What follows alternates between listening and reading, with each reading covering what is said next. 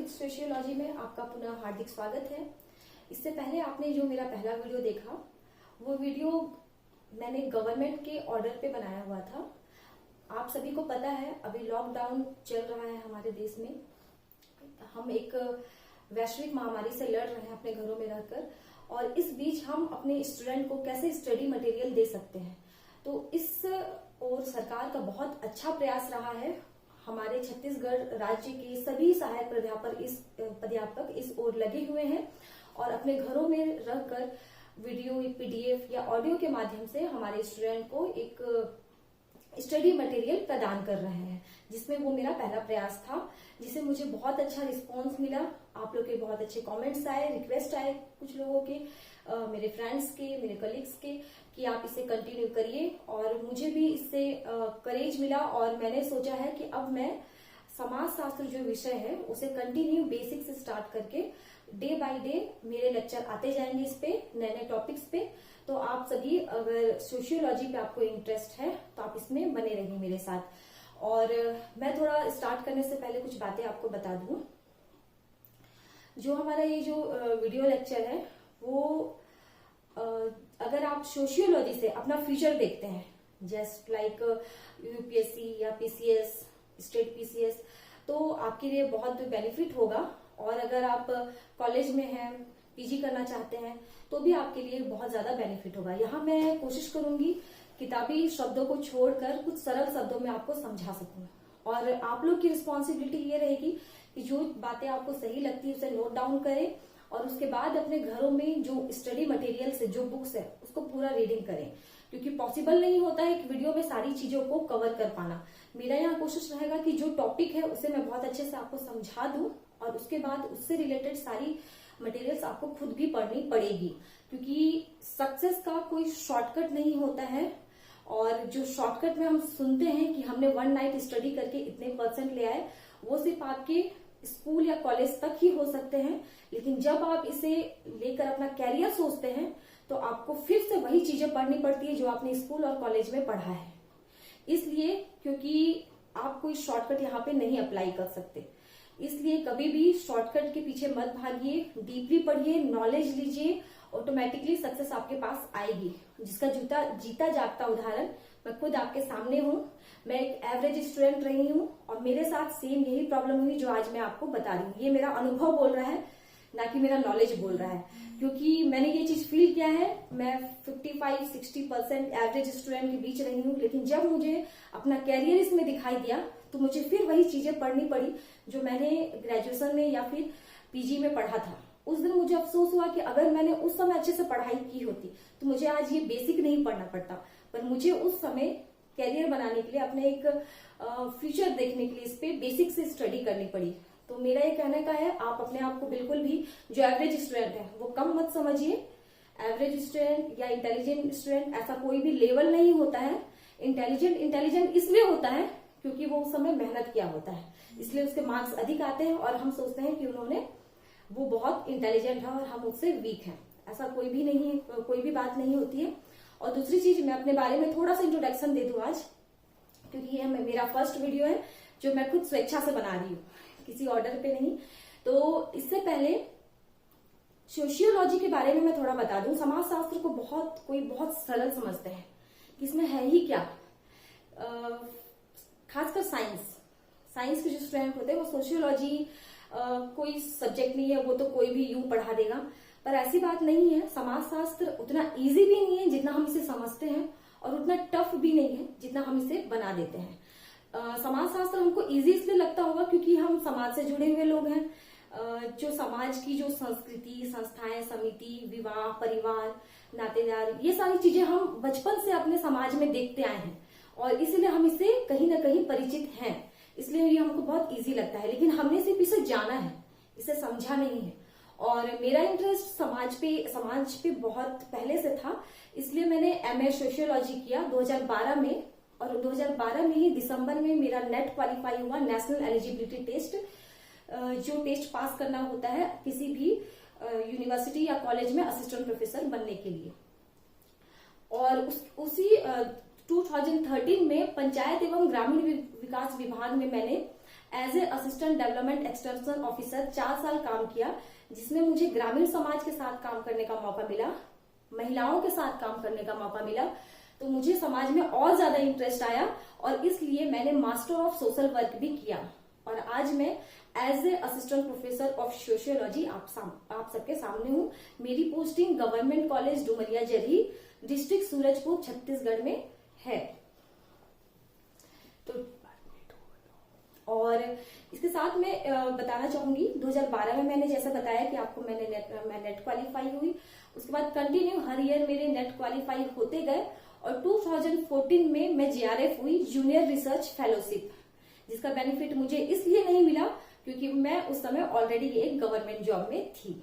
तो ठीक है स्टूडेंट, उम्मीद करती हूँ मैंने ये अपना डेटा इसलिए बताया, अपना बायोग्राफी, ताकि इससे आपको थोड़ा सा मोटिवेशन मिल सके और आप पढ़ाई के प्रति थोड़ा सीरियस हो सके। तो ठीक है, आज हम समाज शास्त्र को स्टार्ट करते हैं। अब मेरे जो लेक्चर्स आएंगे वो एक एक टॉपिक पे आते जाएंगे। अगर आपको, मैं समाज शास्त्र के विकास से स्टार्ट नहीं कर रही हूँ, मैं अर्थ से स्टार्ट कर रही हूँ। आप देख रहे होंगे व्हाइट बोर्ड पे लिखा हुआ है। अगर आपको हिस्ट्री उसका जानना है कि कैसे समाज शास्त्र को एक अलग विषय के रूप में पढ़ा जाने लगा, पहले समाज शास्त्र को अर्थशास्त्र के साथ या राजनीति विज्ञान के साथ पढ़ा जाता था, दर्शन शास्त्र के साथ पढ़ा जाता था, कब उसे अलग विषय के रूप में मान्यता मिली और भारत में समाज शास्त्र कैसे आया, अगर इसके बारे में आपको जानना है तो आप कमेंट बॉक्स में मुझे कमेंट कर सकते हैं। मैं उसके लिए एक अलग वीडियो लेक्चर तैयार करूंगी। ठीक है, स्टार्ट करते हैं। जैसे समाज शास्त्र का अर्थ, नाम से तो समझ में आ रहा होगा क्योंकि मैंने पहले वीडियो में भी बोला था, कभी भी किसी भी शब्द के अर्थ को उसके समझने की कोशिश कीजिए। और सोशियोलॉजी एक ऐसा शब्द है जिसमें कोई रासायनिक नेम नहीं होता है, जो उसका नाम होता है वही उसका अर्थ होता है। थोड़ा सा सिर्फ प्रेशर डालने की, अपने दिमाग को प्रेशर डालने की जरूरत है। तो समाज, नाम समझ आ रहा है, सोसाइटी, और शास्त्र मीन्स कोई शास्त्र जो हमको उसके बारे में नॉलेज देता है, जो कि 2 शब्दों से मिलकर बना है, लैटिन भाषा के सोशियस और ग्रीक भाषा के लोगस। ये 2 शब्दों से मिलकर सोशियोलॉजी शब्द आया है, जिसका अर्थ होता है समाज का अध्ययन करने वाला विज्ञान या समाज को समझाने वाला कोई शास्त्र। ठीक है, तो अब हम समाज को विज्ञान क्यों बोल रहे हैं? साइंस तो बेसिकली हम किसे मानते हैं? Biology, chemistry, physics. हमारे माइंड में एक ह्यूमन नेचर है, साइंस कहने से हमारे माइंड में वही क्लिक करता है कि साइंस मतलब वो, लेकिन ऐसा नहीं है। हर एक विषय साइंस है जो प्रूव्ड है, जो प्रमाणित है। तो ये जो सोशियोलॉजी, ज्योग्राफी, हिस्ट्री, ये सारे जो सब्जेक्ट हम पढ़ते हैं सोशल साइंस में, वो सोशल साइंस के सब्जेक्ट हैं। वो प्राकृतिक विज्ञान नहीं है, वो सामाजिक विज्ञान है। तो थोड़ा सा विज्ञान को बताना चाहूंगी। विज्ञान मतलब जैसे आप सभी जानते भी होंगे, एक ऐसा ज्ञान जिसका व्यवस्थित और क्रमबद्ध अध्ययन किया गया हो, जो प्रमाणित हो, जिसका सत्यापन किया जा सके और उसके सत्यापन के पश्चात निष्कर्ष या उसका कोई सिद्धांत बनाया जा सके। मेरा कहने का मतलब है किसी भी विषय का निरीक्षण, परीक्षण, प्रयोग, सामान्यीकरण, वर्गीकरण के माध्यम से किसी निष्कर्ष पे पहुंचना और उसके पश्चात उस सिद्धांत प्रस्तुत करना विज्ञान होता है। विज्ञान मीन्स एक शब्दों में क्रमबद्ध अध्ययन। क्रमबद्ध अध्ययन मतलब सिस्टमैटिक स्टडी। सिस्टमैटिक स्टडी मतलब किसी भी, जैसे समाज की बात ही करती हूँ, सामाजिक घटनाओं या तथ्यों का निरीक्षण, परीक्षण, प्रयोग, वर्गीकरण, सामान्यीकरण के माध्यम से किसी निष्कर्ष पे पहुंचना विज्ञान है। और विज्ञान क्यों है? क्योंकि ये प्रूव्ड है। और अगर किसी को डाउट है इस साइंस पे, तो वो अपना एक्सपेरिमेंट कर सकता है, वो उसे इंस्पेक्शन कर सकता है, उसका सत्यापन, वेरिफिकेशन कर सकता है, और वो तभी वो साइंस है। ठीक है, तो ये होता है साइंस। तो हमने क्या पढ़ा? समाज का अध्ययन करने वाला विज्ञान। तो विज्ञान तो हम समझ गए कि विज्ञान है क्या। अब थोड़ा समाज की ओर जाने। समाज से मुझे एक इंसिडेंट याद आया, अभी अभी की बात है। हमारे माननीय मुख्यमंत्री भूपेश बघेल जी का एक संबोधन आ रहा था, जो मैंने फेसबुक पर देखा। वो सोशल डिस्टेंसिंग की बात कर रहे थे और मैंने कमेंट पढ़ा, तो उसमें किसी ने मैसेज किया था कि माननीय सीएम जी, सोशल डिस्टेंसिंग की जगह आप अगर ह्यूमन डिस्टेंसिंग वर्ड का यूज करेंगे तो वो हमारे लिए ज्यादा अच्छा होगा, क्योंकि सोशल डिस्टेंसिंग वर्ड हम में भेदभाव उत्पन्न करता है। उनका कहने का मतलब था सोशल डिस्टेंसिंग की जगह ह्यूमन डिस्टेंसिंग या फिजिकल डिस्टेंसिंग शब्द का यूज होना चाहिए, और बहुत लोगों ने उनके कमेंट को एग्रीड किया था। और मुझे वो पढ़ के लगा, पर मैंने कुछ अपना रिप्लाई नहीं दिया, लेकिन मैं आपको बता रही हूँ वो वर्ड बिल्कुल सही है। वो जो वर्ड यूज किया जा रहा है सोशल डिस्टेंसिंग बहुत सही वर्ड है, लेकिन हम सोसाइटी को समझते नहीं है, इसलिए हमें वो लगा कि ये हम में मतभेद उत्पन्न कर रहा है। मतभेद मीन्स वो हिंदू सोसाइटी, वो क्रिश्चियन सोसाइटी, वो मुस्लिम सोसाइटी, ये हमारे बीच जो अलगाव उत्पन्न कर रहा है, पर ऐसा नहीं है। इसलिए हमें जरूरत है बेसिक को समझने की, मीन्स सोसाइटी को समझने की, क्योंकि हम आज तक सोसाइटी सिर्फ वही समझे हैं जो हमने अपने समाज में देखा है बचपन से। तो आज मैं उसी पे चर्चा करूंगी, इसकी सोसाइटी क्या है, समाज क्या है। तो यहाँ पे देखिएगा व्हाइट बोर्ड पे मैंने 2 लिखा हुआ है, समाज और एक समाज। यहाँ पे मेरा इसको फोकस करने का मतलब यही है कि हम आज तक जिस सोसाइटी की बात करते हैं वो एक समाज है। Society and a society. Society मतलब जिस सामाजिक दूरी की बात की गई वो है मानव समाज की, ह्यूमन सोसाइटी की बात की जा रही है, इसलिए वहां पे सोशल डिस्टेंस की बात की जा रही है। क्योंकि समाज शास्त्र में ऐसे देखा जाए तो जहां भी जीवन है वहां समाज है। चाहे वो चींटियों का समाज हो, चाहे वो बंदरों का समाज हो, चाहे वो जानवरों का समाज हो, चाहे वो चिड़ियों का समाज हो, हर जगह समाज है। लेकिन हम यहाँ पे समाज शास्त्र में मानव समाज की बात करते हैं और मानव समाज का ही अध्ययन करते हैं, क्योंकि मानव के साथ सभ्यता जुड़ी है, संस्कृति जुड़ी है, सोशल वैल्यूज जुड़े हैं, नॉर्म्स जुड़े हैं, ये सारी चीजें समाज में मानव समाज के साथ ही जुड़ी हुई है। तो यहाँ पे कुछ बेसिक डिफरेंस है जो मैंने लिखा हुआ है, आप ध्यान दीजिएगा। समाज और एक समाज और समाज में क्या डिफरेंस है? एक समाज मतलब मानव समाज, एक समाज मतलब पर्टिकुलर एक समाज जो हमको मूर्त रूप से दिखता है, इसलिए कुछ डिफरेंसेस आप थोड़ा ध्यान दीजिएगा। जैसे मैंने पहला पॉइंट लिखा है सामाजिक संबंधों का अध्ययन, और दूसरे में लिखा है सामाजिक जीवन व्यतीत करने में सहायक। सामाजिक संबंधों का अध्ययन, ये संबंध क्या है?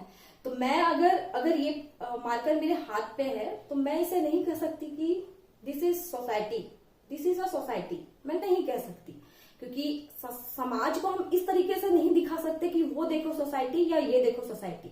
समाज क्या है? वो हम ही है, बस सिर्फ एक व्यक्ति नहीं है, सारे मानव मिलके एक समाज बनाए हैं, मानव समाज बनाए हैं, वो हम ही हैं। और हम अपनी आवश्यकताओं के लिए, कोई भी व्यक्ति चाहे वो कितना ही संपन्न हो, हर आवश्यकता के लिए स्वयं पे निर्भर नहीं रह सकता। वो हमेशा अपनी आवश्यकताओं की पूर्ति कहीं ना कहीं दूसरों पर निर्भर होकर ही करता है, और इस आवश्यकता की पूर्ति के लिए वो दूसरों से संबंध स्थापित करता है। विवाह भी इसका एक प्रकार है। विवाह हम क्यों करते हैं? अपनी कुछ आवश्यकताओं की पूर्ति के लिए, और अपनी बेसिक नीड्स की पूर्ति के लिए भी हम किसी ना किसी व्यक्ति पर निर्भर रहते हैं। हर, चाहे एजुकेशन के लिए, चाहे हम अपने खाना पूर्ति के लिए, चाहे हम रहने के लिए, चाहे घरों के लिए, चाहे कपड़े पहनने के लिए, हर एक छोटी छोटी आवश्यकताएं होती है मनुष्य के लिए, और हर वो छोटी छोटी आवश्यकताओं पे हर दूसरे व्यक्ति पर वो डिपेंड है। तो ये इस डिपेंडेंसी के लिए वो उनसे संबंध स्थापित करते हैं, संबंध।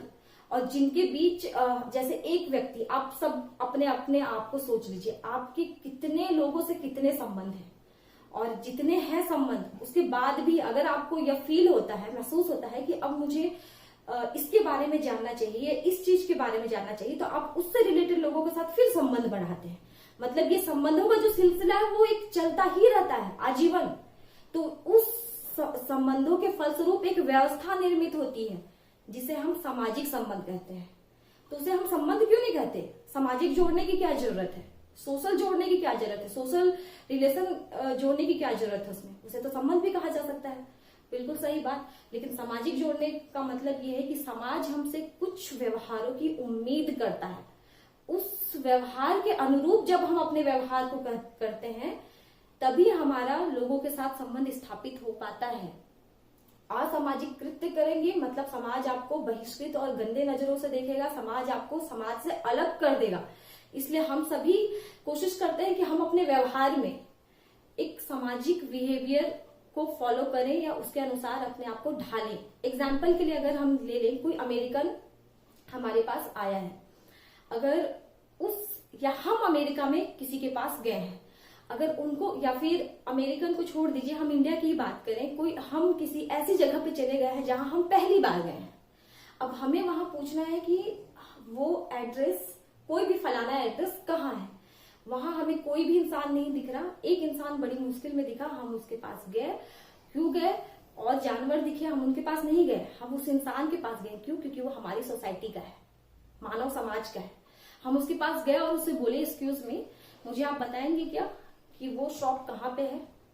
वो बोले कि वहां पे है। हमने उन्हें बोला थैंक यू, थोड़ी सी स्माइल किया और हम चले गए। ये कौन सा बिहेव था? हमारा सामाजिक बिहेव था। हमने समाज के अनुरूप उसके साथ व्यवहार किया। वही अगर हम बोले किसी को हड़क के, डरा धमका के, बताना पड़ेगा, वो बताएगा क्या सामने वाला? नहीं बताएगा। क्यों? क्योंकि हमारा जो ये बिहेव था वो समाज के अनुरूप नहीं था, वो असामाजिक था। तो ये बिहेव हम सभी एक दूसरे के साथ क्रिएट करके रिलेशन बनाते हैं, अपनी आवश्यकताओं की पूर्ति के लिए, अपनी कंफर्ट के लिए।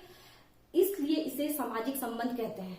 आई होप आप समझ में आया होगा आपको सामाजिक संबंध यहाँ पे बार बार क्यों बोला जाता है, जिसका एक बहुत फेमस कोटेशन है मैकाइवर एंड पेज का, जो समाज शास्त्री हैं, जिन्होंने कहा है सामाजिक संबंध समाज सामाजिक संबंधों का जाल है। उन्होंने जाल कहा है इसको। जाल क्यों कहा है? क्योंकि अगर हम देखें कि कोई एक व्यक्ति ऐसा है, उस व्यक्ति के इतने सारे रिलेशन है सबके साथ, वैसा ही कोई और व्यक्ति भी है, उसके भी बहुत ऐसे रिलेशन है। कोई और व्यक्ति भी है उसके भी बहुत लोगों से बहुत रिलेशन है।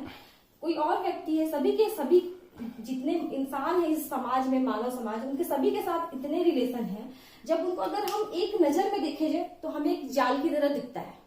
इसलिए उन्होंने ये कोटेशन दिया है कि समाज सामाजिक संबंधों का जाल है, या इसे कह सकते हैं समाज सामाजिक संबंधों की एक व्यवस्था है, कुछ भी कहिए, या समाज सामाजिक संबंधों का अध्ययन है। ठीक है, अब क्लियर हुआ होगा। तो ठीक है, अब समझ में आ गया होगा कि हम मानव समाज की बात करते हैं, एक समाज की नहीं, मानव समाज की बात करते हैं। इसलिए सोशल डिस्टेंसिंग जो वर्ड यूज हो रहा है वो बिल्कुल सही है, क्योंकि हमको अभी जो हमारा जो मानव समाज है उससे हमको अभी अलग रहना है। हमारे लिए ही हमको एक दूसरे से अलग रहना है। ठीक है, तो एक समाज में यहाँ देख लेते हैं। एक समाज क्या है? सामान्य जीवन व्यतीत करने में सहायक जो होता है उसे हम एक समाज कहते हैं। क्योंकि अभी आप सोच रहे होंगे कि जो हम बार बार बोलते हैं, ईसाई समाज, हिंदू समाज, मुस्लिम समाज, सिख समाज, तो ये समाज है क्या? जब मानव समाज ही सब कुछ है तो वो भी एक समाज है।